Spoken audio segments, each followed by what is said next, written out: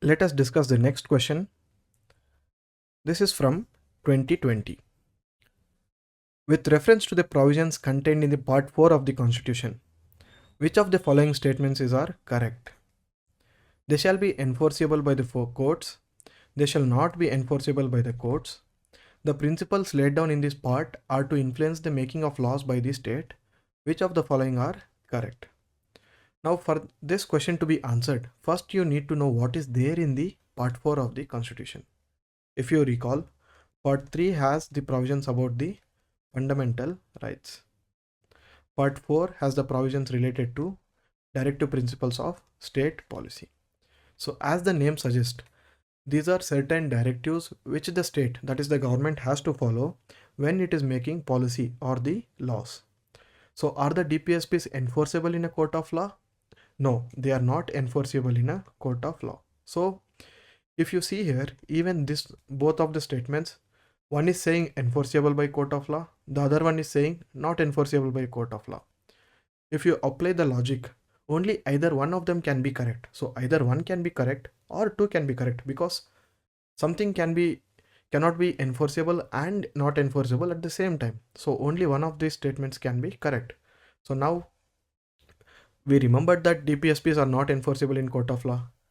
Option 1 is wrong. So they are not enforceable in a court of law, and the principles laid down in this part are to influence the making of any laws by the state. So like the name suggests, the principles influence the making of any laws of the state, because these are the directives which are to be followed by the state when they are making the laws. So this is also correct.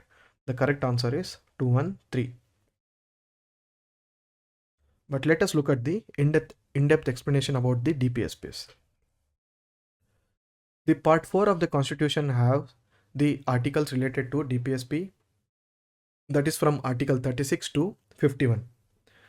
So DPSPs, by the very name it says, these are certain directives, certain instructions which are to be followed by the state when they are making policies, when they are making laws, when they are enacting the laws. The DPSPs were borrowed from the Irish Constitution, and they resemble the instrument of instructions which were there in the Government of India Act of 1935.